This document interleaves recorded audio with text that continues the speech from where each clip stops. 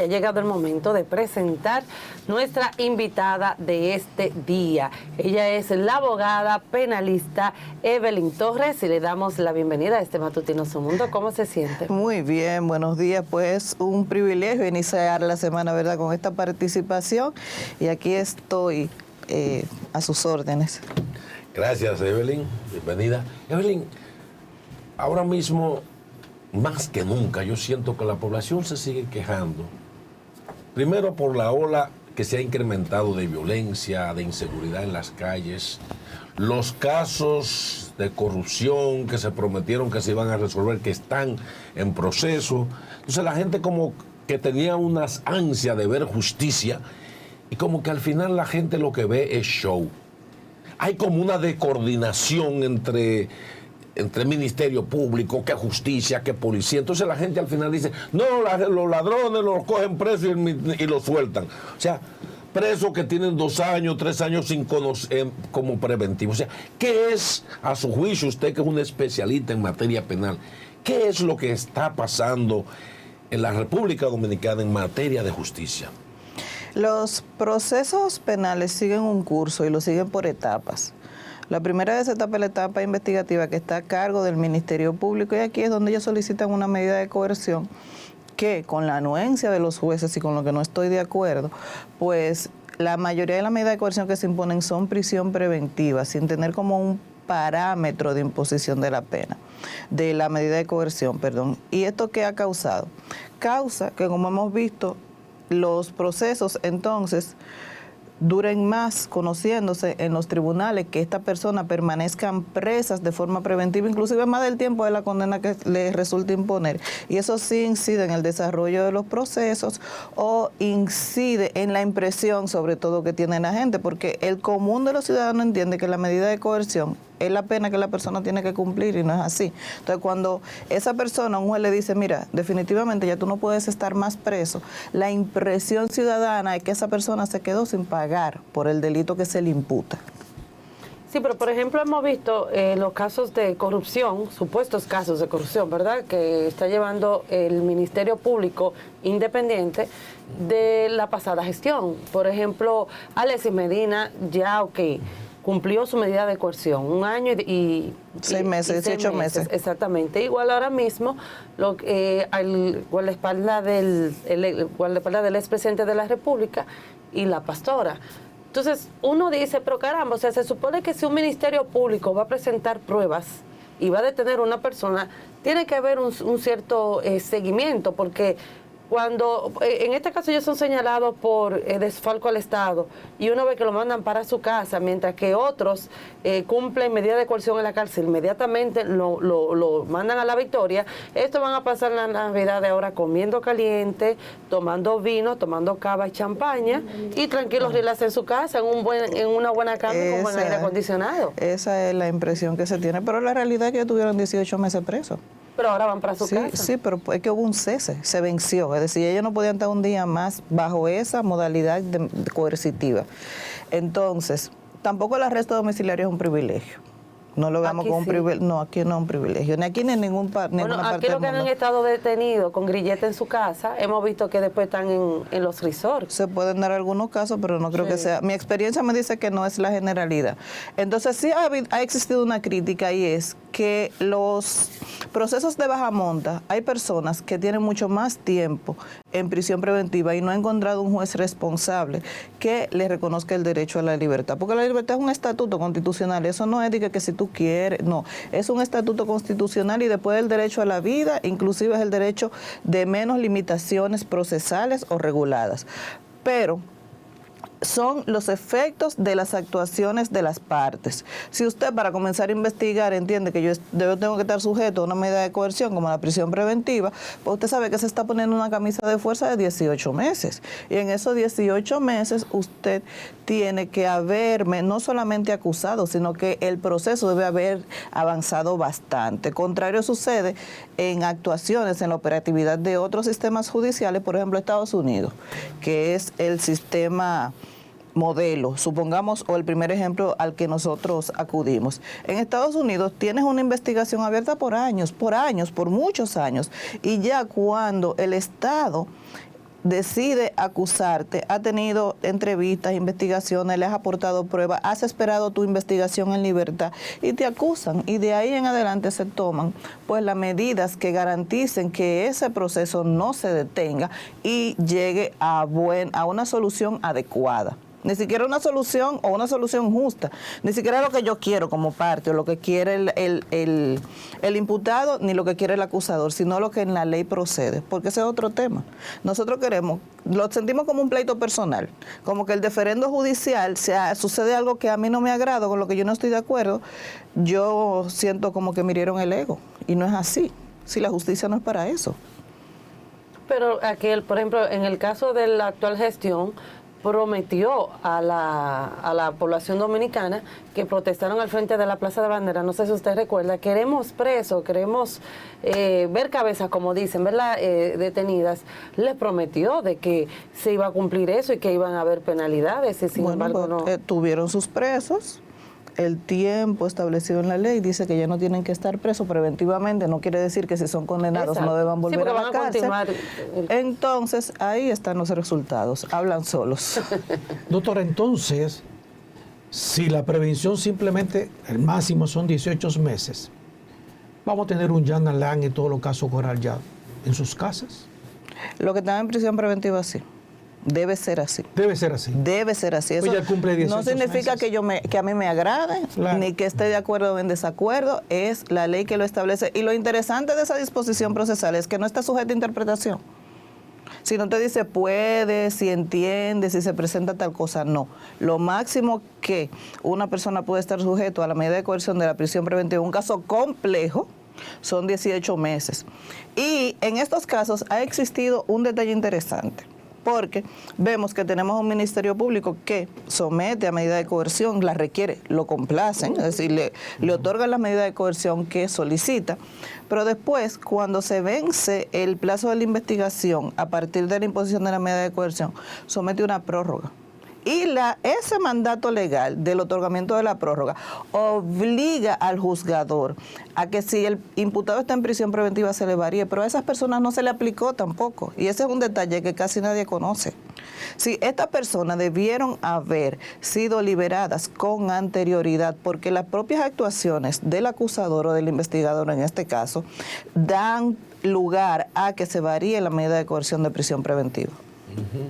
Doctora, complejo eso. Ahora en el contexto de las redes sociales, la inteligencia artificial y tantos bombardeos que tenemos diarios donde la población participa, ¿usted piensa que los jueces, el Ministerio Público, a la hora de tomar una decisión, se dejan influenciar de alguna manera cuando un tema de un funcionario en cuestión, la gente empieza a bombardear?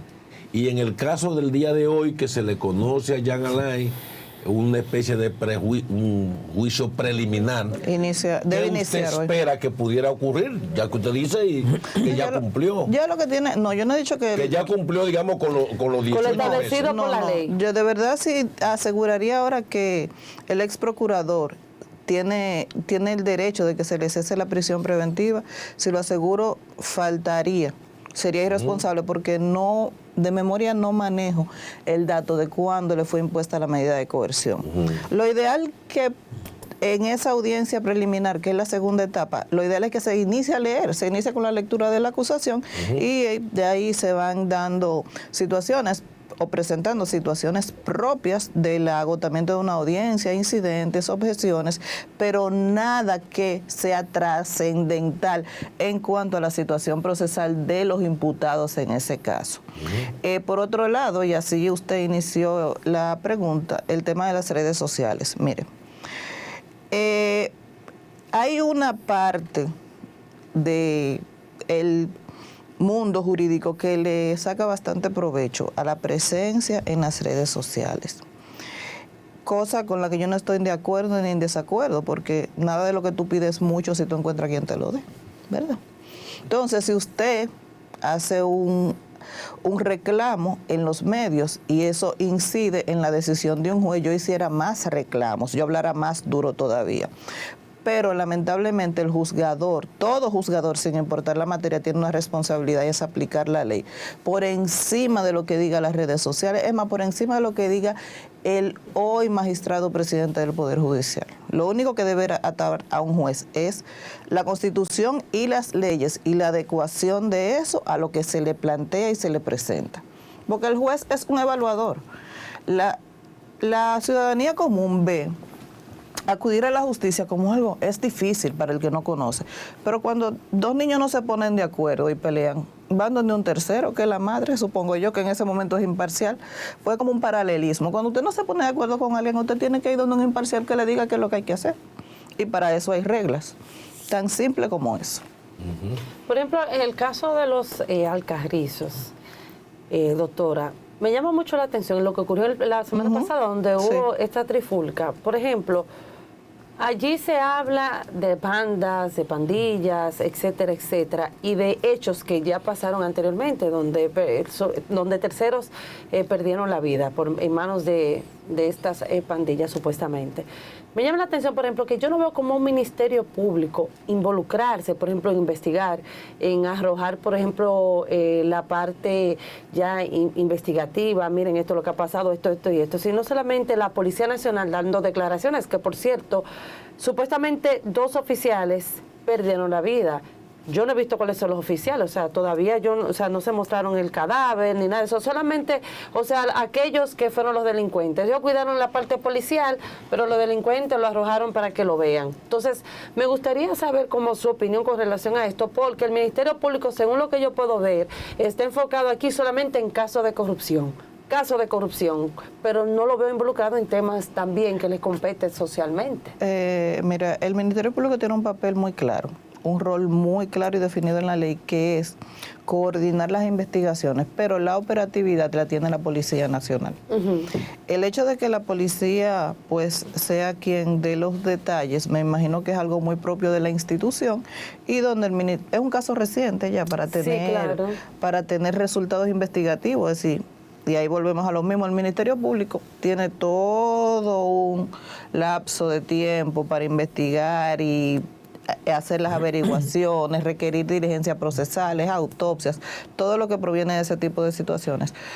Pero realmente los casos de corrupción han arropado la atención nacional y han afectado un poco como el día a día de las actividades del Ministerio Público, porque han tenido que apoyarse en esos fiscales que antes estaban en Ciudad Nueva, que estaban en los departamentos de robos o en determinados departamentos especializados, y realmente ha mermado un poco la actividad normal de los palacios de justicia en materia penal. Ahora, ¿qué sucede? También yo quiero apostar a que se han buscado para esos casos de menor impacto social soluciones alternas, procedimientos abreviados que no necesitan tanta publicidad, que son, por ejemplo, un tema de que, bueno, yo iba caminando por la mañana y este muchacho me robó la cartera, pues mira, vamos a llegar a un acuerdo, devuélvele sus pertenencias, usted tiene que cumplir 6 meses condicionales sujeto a tal y tales reglas, y después de ahí, pues ya a usted se le archiva definitivamente el proceso. Quiero apostar a que eso es lo que está sucediendo y no que toda la Fiscalía o el Cuerpo Investigativo Nacional está volcado en el PEPCA. Por ejemplo, brevemente, en ese contexto, los 2 oficiales que perdieron la vida, que todavía no se sabe si era que ellos estaban involucrados con esas bandas o que realmente ellos perdieron la vida haciendo su trabajo. El Ministerio Público no debería de investigar quiénes son esos 2 oficiales, por ejemplo, para aclarar toda la situación, porque yo entiendo que la Policía Nacional tiene su parte, pero la policía va a cuidar su imagen, va a cuidar a los oficiales para mantener la credibilidad que ellos tienen, supuestamente. Entonces, en esa parte... Es que aquí hay algo claro, la Policía Nacional no maneja la investigación. El Ministerio Público es quien traza la pauta, y todo el que cayó abatido, participó o se vio envuelto, fue testigo de esa situación, el Ministerio Público, si lo requiere, tiene la facultad y la obligación de investigarlo. Claro, sí, la condición de policía no lo sustrae de la investigación. Y la policía no tiene la capacidad, es decir, no tiene esa facultad de decidir a quién investiga o no. A lo interno, administrativamente, sus regulaciones sancionatorias, perfecto, como órgano y como cuerpo. Ahora, como investigador ordinario, es el Ministerio Público quien tiene el control. Perfecto. Doctora, pero hay un caso con el pueblo y la justicia y la policía y el Ministerio Público. El pueblo no entiende realmente esto de prisión preventiva, que 18 meses. El pueblo está viendo de que se le acusó supuestamente de haber robado, malversado dinero del Estado y que ellos lo soltaron. O sea, el pueblo no entiende eso realmente. Por lo que veo, estos casos llevarán años en la justicia. Muchos. Así es. Muchos, por la cantidad de imputados, la cantidad de pruebas que se manejan, las precariedades propias del sistema, pero hay algo que debemos tener en cuenta también, y eso debemos irlo asimilando porque nos va a tocar asimilarlo en algún momento. Una acusación no es una sentencia. Si no quiere decir, todo lo que incluye una acusación no quiere decir que sea palabra de Dios, ni que ni que deba proceder lo que se establece en el relato acusatorio. Recordemos que esta acusación es lo que se va a ventilar y a discutir conforme las pruebas y va a tener resultado acorde a la fortaleza de quien acusa, de las pruebas en las que se sustenta quien acusa y de los tecnicismos y pruebas que aleguen en la parte que defiende a los imputados. Pues, No, fácilmente esto dura sobre los 3 o 4 años. No. Como de Brecht. Ay, no, ¿y quién sabe? Y cuidado. ¿Quién sabe? Y cuidado. ¿Eran 8? ¿No eran 8? Sí. Aquí estamos hablando que tenemos 48 personas, 68 personas, 3.000 páginas de acusación, archivos interminables e inmanejables, Doctora, llenos de pruebas. Lo más probable es que quienes terminarán ese caso aún no han nacido, pero bien. No tanto. Bueno, doctora. No tanto. Mire, doctora, ¿qué tan independiente es la justicia dominicana al día de hoy? Y en el caso de Jean Alain, ¿Jean Alain es un preso político o es un político preso?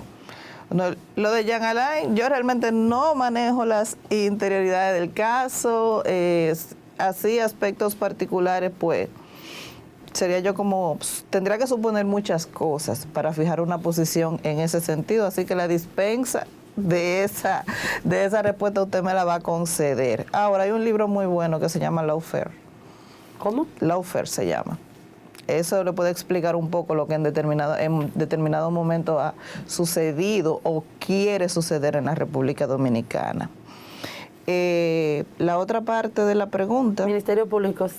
la independencia de la justicia. Bueno, ustedes tienen cuestionamiento para hacer varios programas, porque la independencia judicial es un principio rector de la administración de justicia. La justicia independiente no es solamente el Ministerio Público. La justicia independiente también son los jueces que tienen que decidir sin que nadie le baje línea, sin que nadie le diga lo que tenga que hacer. Entonces, yo creo que la independencia de la justicia, en el caso del Ministerio Público, que es lo que más ha trascendido, va más allá que la designación o la forma de la designación de un Procurador General de la República, sino que es parte de una responsabilidad funcional y una madurez institucional que tiene todo el que elija dedicarse a este tipo de servicio público. Es un colectivo de verdad que yo, que casi siempre soy defensa, yo admiro el trabajo del Ministerio Público, porque tiene un presupuesto precario, instalaciones no adecuadas, insuficiencia de fiscales, no tiene los digamos que instrumentos necesarios para realizar buenas o tantos estudios o análisis químico forense como sean necesarios, y aún así lucha por hacer un buen trabajo. Entonces, la justicia independiente no es más que eso, hacer lo que tengas que hacer acorde a la ley y la Constitución con la debida objetividad. Porque contrario a lo que creemos, el Ministerio Público debe ser objetivo durante la investigación. Ahora, ya después que acusa, él tiene que defender su acusación, pero mientras investiga, la objetividad impera. Yo veo como, le voy a dar una opinión en ese sentido y a la vez ahí mismo le voy a hacer la preguntita. Por ejemplo, yo veo que el Ministerio Público Independiente, o sea, la imagen es Miriam Germán. Miriam representa como esa independencia, ¿verdad? Ese profesionalismo que durante años se ha caracterizado ella como profesional, pero el cuerpo, o sea, la estructura del Ministerio Público todavía es muy cuestionada. ¿Usted se siente representada por ese Ministerio Público independiente? Y la otra preguntita es que qué es lo que está pasando con los fiscales que están entre dimes y diretes. Por ejemplo, hemos visto este llamado que le hicieron, me parece que es la entidad, ¿verdad?, que agrupa a los fiscales del país, le hizo este llamado tanto a Jenny Berenice y a Camacho, o sea, con relación a los casos, que dejen de ser tan mediáticos. Bueno, no, mira. Dos preguntitas ahí. Lo de sentirme identificada o no por el Ministerio Público, realmente yo ejerzo de derecho penal sobre todo y de familia. ¿Y qué te puedo decir? Yo entiendo que como ciudadana en algún momento puedo acudir al Ministerio Público a realizar algún reclamo y entiendo que está jugando su rol con las limitaciones que tiene, por lo cual te diría que medianamente me sentiría representada, aunque no estoy de acuerdo con muchas de las acciones. La tensión interna del Ministerio Público es algo que tiene que trabajarse internamente entre ellos. La magistrada Miriam es pues un ejemplo con una trayectoria honesta, incuestionable, intachable, y me parece que aunque ha llegado a un colectivo que no es su colectivo natural, porque la magistrada Miriam fue juez todo el tiempo, pues ha hecho un trabajo de ser como el equilibrio y el balance, porque si no tuviéramos a la magistrada Miriam ahí, créeme que viéramos muchas cosas, muchas más cosas de las que hemos visto. Lo del mediatismo de la Procuraduría, ese mediatismo tiene figuras que son quienes se ocupan de que las situaciones sean mediáticas. No voy a personalizar el comentario, pero si usted revisa las redes, usted sabe quién es que va a las redes. No soy yo, no es la magistrada Miriam. Y quien hizo el reclamo fue Judemo, la asociación de jueces. Porque ¿Asociación de jueces? No fue la asociación de jueces, no fue la de fiscales. Entonces, ¿qué le está diciendo con sobrada razón los jueces al Ministerio Público? Óyeme, ataca la decisión, recurre, no me ataque a mí. Yo fui juez. El colectivo de jueces es un colectivo de personas honestas. No digo que sean perfectos todos, pero en general son personas honestas. Además de que es de muy mal gusto, sobre todo. Yo creo que dice más de quien critica, a quien se critica. El hecho de que tú tengas que acudir a atacar personalmente al colectivo y no ir a un tribunal de alzada, que también te ha dado la misma respuesta. Si tú haces invita en las redes, quieres desacreditar a los jueces, pero cuando vas a las cortes te dan la misma respuesta que te dio el juez de primera instancia. Entonces, todo cae por su propio peso en estas situaciones. Por más que queramos alborotar las redes, que queramos hacer muchísima bulla, crear sonido, todo va a caer por su propio peso. Bueno. Y lo hemos visto. Lo estamos viendo. Doctora, ¿y usted no piensa que la justicia necesita de más recursos y más fiscales para ellos poder realizar su trabajo? Sí, claro que sí, porque esa precariedad del Ministerio Público impacta a todo. Impacta a todo. Es decir, no es lo mismo tú tener 5 fiscales, 6 fiscales, para un caso, por ejemplo, como Medusa, que no lo conozco, que es un caso grandísimo. Para las investigaciones que se suscitan, que son investigaciones complejas, y no solamente fiscales, se necesitan peritos, contadores, analistas químicos forenses, analistas financieros, técnicos profesionales en distintas áreas. Yo creo que hasta psicólogos deberían tener para todos estos casos. No es lo mismo tú tener un cuerpo de 50 fiscales atendiendo estos casos, que ya serían 4 o 5, de mucha exigencia, a tú tener un equipo formado de 100 fiscales especializados de verdad, claro. Especializado, porque es que la especialización no te la da el nombre de la Procuraduría. Sí, la Procuraduría que persigue la corrupción administrativa no es especializada porque se llame así. Debe ser especializada porque los fiscales que la componen se han formado para perseguir la corrupción administrativa y todo lo que esto implica. Igual pasa con los tribunales. Un tribunal de extinción de dominio no es el nombre del tribunal lo que le va a otorgar la especialidad. Al contrario, es la especialización de quienes lo componen que le hace honor al nombre del tribunal o a la especialización de la materia. Doctora, yo puedo sacar entonces la siguiente conclusión en mi neófita interpretación jurídica.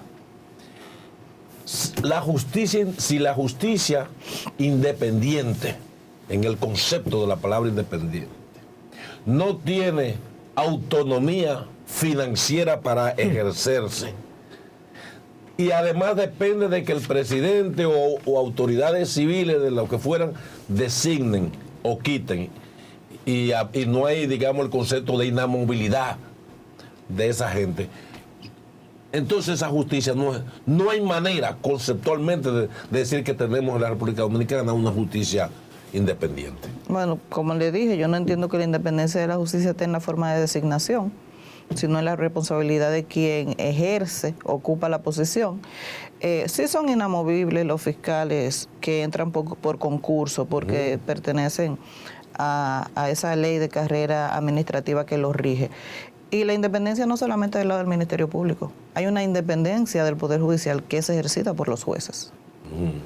Y lo cuarto, quien da el dinero no dice que el mono baila. ¿Cómo que dicen? Por la plata baila el mono. Sí. Bueno, yo estoy de acuerdo con que el Ministerio Público necesita una mayor asignación presupuestaria, es una lucha legítima. El Código Penal, doctora, ha sido una limitante incluso para ustedes el poder tener o obtener una justicia ejemplar, una sentencia ejemplar en algunos casos. Un Congreso que todavía no se ponen de acuerdo, usted ve que van a los resorts, entre sol, arena y playa, no se ponen de acuerdo los diputados y los senadores para aprobar el nuevo Código Penal. Me gustaría saber su opinión con relación a esto y tal vez cómo lo limita ustedes tal vez en querer darle a una persona 30 años, por ejemplo, pero lo que dicta el actual código son tal vez unos 5 o 4 años. Bueno, mira, recuerda que yo soy abogada en ejercicio privado. La intención del juez tampoco debe estar fuera de lo que la ley le permita hacer. Si el juez está... El Código Penal, la mayor limitación que tiene la Administración de Justicia ante la no promulgación del Código Penal es que tenemos un Código Penal que data de 1884, es decir, no está adecuado a otros avances legislativos que hemos tenido, ni a nuestra conformación social actual, porque la sociedad no es estática. Antes no había mulas que llevaran droga, antes no había delitos digitales, sicariato. Antes no había sicariato, antes la gente no amenazaba la vida de otras con ácido del diablo. No, los feminicidios es un tema aparte, porque queremos poner a la mujer como que es... en razón del género es un ser humano distinto. Yo no estoy de acuerdo con eso. Yo no soy feminista para nada, absolutamente para nada. Entonces, la verdadera limitación es que no estamos teniendo, no es posible un juzgamiento de las actuaciones penales acorde a la sociedad actual y al Estado de Derecho. Ahora bien, una sentencia ideal no es ni una sentencia condenatoria ni una sentencia absolutoria, es una sentencia justa. Y otro aspecto que debemos tomar en cuenta también cuando pedimos 40 años por una gente, bueno, ve a La Victoria, o ve a Najayo, o ve a la cárcel de Asua, o a la de Montecristi, a ver si nosotros estamos preparados, porque es un sistema con una finalidad, si nuestro sistema está preparado para imponer 40 años de cárcel. Hay que ver, porque tampoco la solución es matar en vida a una persona, esa no es la finalidad de la pena, en modo alguno. Sino que pueda salir diferente, hacerlo recapacitar, pero aquí salen peor, incluso hacen hasta negocios de por vida ahí adentro, en el caso de La Victoria. Resocialización a la finalidad de la pena. Doctora, en los últimos enfrentamientos de los supuestos delincuentes con la Policía Nacional, estos jóvenes no pasaban de 30 años. Y lo peor es que estos jóvenes con menos de 30 años todos tenían 4 y 5 fichas. Entonces, no entiendo cómo una persona con 4, 5 fichas, que me imagino que fue porque de una manera u otra estuvo delinquiendo, está en la calle. ¿A qué se debe eso?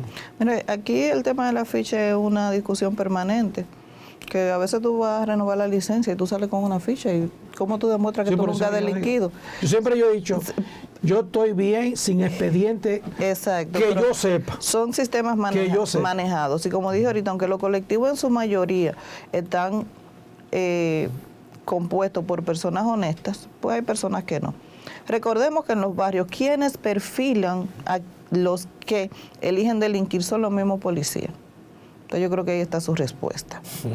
Así una persona puede tener 4 o 5 fichas y estar todavía en las calles, porque hay situaciones que no pasan del destacamento.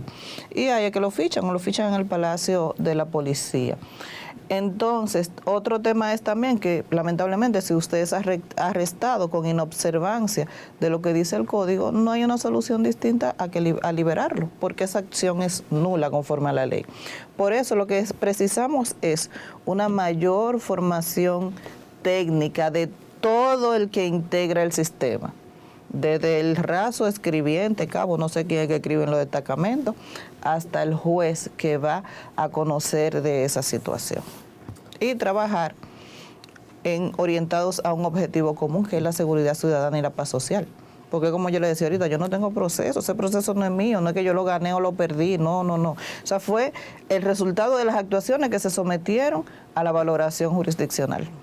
Doctora, finalmente nos gustaría que en esta Navidad, las jóvenes andan en el teteo, parece que hay una orden de ejecuciones extrajudiciales. Llevamos unos cuantos, sí. Entonces, denle un mensaje a ver si estos jóvenes cómo protegerse para que no sigan cayendo tanta gente.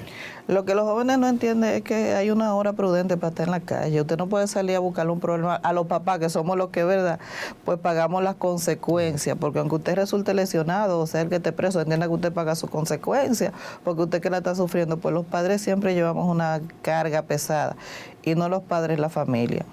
Yo lo que invito, o puedo invitar, es a la prudencia, señores, vamos a ser menos altivos, vamos a saber que nosotros no somos los dueños de la ciudad ni de la sociedad y que el mundo no se acaba mañana. Navidad son 2 semanas. Usted ve todo este despliegue de anuncios, de juguetes, de ropa de lentejuela, de maquillaje. Señores, son 2 semanas, nada más. Así ¿Ya? es. Ahorita, el 7 de enero, el 8, estamos reencausados en nuestra realidad. Y todo pasó. Y Gracias. todo pasó y todo se gastó. Así es, ¿verdad? así es. Gracias, doctora. Doctora Evelyn, gracias Mucho por haber gusto. estado con nosotros. Encantada, pasen buenos días.